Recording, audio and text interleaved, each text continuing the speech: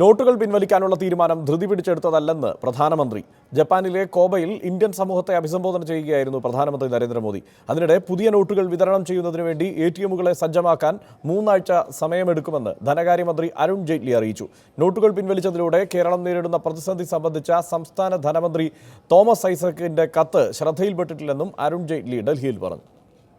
നോട്ടുകൾ പിൻവലിച്ച ചൊവ്വാഴ്ചത്തെ പ്രഖ്യാപനത്തിന് ശേഷം ആദ്യമായി പൊതുപരിപാടിയിൽ സംസാരിച്ച പ്രധാനമന്ത്രി നരേന്ദ്രമോദി സർക്കാർ നടപടിയെ ന്യായീകരിച്ചു. കള്ളപ്പണത്തിനെതിരെ സർക്കാർ സ്വീകരിച്ച നടപടിക്ക് ജനങ്ങളുടെ പിന്തുണയുണ്ടെന്ന് നരേന്ദ്രമോദി അവകാശപ്പെട്ടു. എല്ലാവരുടെയും പണം സുരക്ഷിതമായിരിക്കുമെന്നും ജപ്പാനിലെ ഇന്ത്യൻ സമൂഹത്തെ അഭിസംബോധന ചെയ്യവേ മോദി പറഞ്ഞു.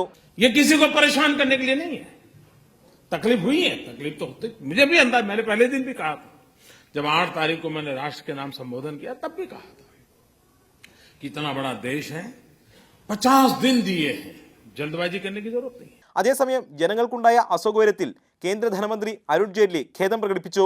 രാജ്യത്തെ 86% നോട്ടുകൾ മാറ്റാൻ തീരുമാനിച്ചപ്പോൾ ജനങ്ങൾക്കുണ്ടാകുന്ന അസൗകര്യം മുൻകൂട്ടി കണ്ടതാണ്. പുതിയ നോട്ടുകൾ ATM വഴി വിതരണം ചെയ്യുന്നതിന് 3 ആഴ്ച സമയമെടുക്കുമെന്നും അരുൺ ജെയ്റ്റ്ലി അറിയിച്ചു. ബാങ്കുകളിൽ മുതിർന്ന പൗരന്മാർക്ക് ക്യൂ ഏർപ്പെടുത്തുന്ന കാര്യം പരിഗണിക്കുമെന്നും ജെയ്റ്റ്ലി പറഞ്ഞു. Once the money is available both in the system and more so in the banking system, the advantages of that to the economy and to the businesses will be far more. Jan Dhan അക്കൗണ്ടുകൾ ദുരുപയോഗം ചെയ്യുന്നതായി ശ്രദ്ധയിൽപ്പെട്ടിട്ടുണ്ട്.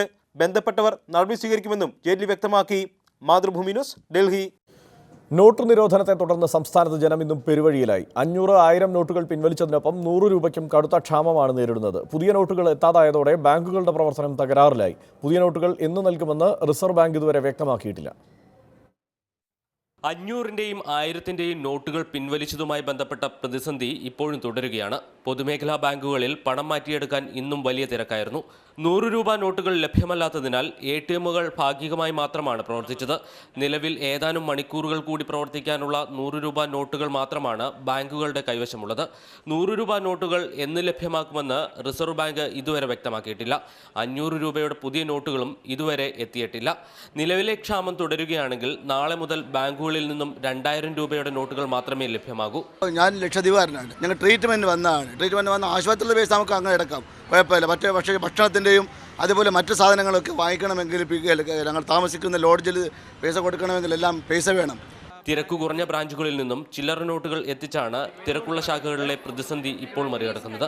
ബാങ്കുകൾ വിതരണം ചെയ്യുന്ന 2000 രൂപയുടെ നോട്ടുകൾ വിനിമയം ചെയ്യുമ്പോഴും ചില്ലറയ്ക്ക് ക്ഷാമം അനുഭവപ്പെടുന്നുണ്ട്. 100-ന്റെയും 500-ന്റെയും നോട്ടുകൾ ബാങ്കുകളിൽ എത്തിയാൽ മാത്രമേ പ്രതിസന്ധി പരിഹരിക്കാൻ കഴിയൂ. മാതൃഭൂമി ന്യൂസ്, കൊച്ചി. 1000-500 രൂപ നോട്ടുകൾ ആശുപത്രികൾ സ്വീകരിക്കണമെന്ന കർശന നിർദ്ദേശം നിലനിൽക്കെ ചികിത്സ നിഷേധിക്കപ്പെട്ട് മുംബൈയിൽ നവജാത ശിശു മരിച്ചു. 500 രൂപയുടെ നോട്ടുകൾ നൽകിയത് സ്വീകരിക്കില്ലെന്ന് പറഞ്ഞ് ഗോവണ്ടിയിലെ ജീവൻ ജ്യോതി ആശുപത്രിയാണ് കുഞ്ഞിന് ചികിത്സ നിഷേധിച്ചത്. ചികിത്സ വൈകിയതോടെ ജഗദീഷ് ശർമ്മ എന്നയാളുടെ ആൺകുഞ്ഞ് മരിച്ചു. ജഗദീഷ് ശർമ്മ പരാതിയുമായി ശിവാജി നഗർ പോലീസ് സ്റ്റേഷനിൽ സമീപിച്ചെങ്കിലും പോലീസ് FIR രേഖപ്പെടുത്തിയില്ല. ഒരു പരാതി എഴുതി തരൂ, ഞങ്ങളത് മഹാരാഷ്ട്ര മെഡിക്കൽ കൗൺസിലിന് കൈമാറാം എന്നാണ് പോലീസ് പറഞ്ഞതെന്ന് ജഗദീഷ് ശർമ്മ ആരോപിച്ചു. മുംബൈയിലെ പല ആശുപത്രികളും 500-1000 നോട്ടുകൾ സ്വീകരിക്കുന്നില്ല എന്ന പരാതി വ്യാപകമായി ഉയരുന്നുണ്ട്.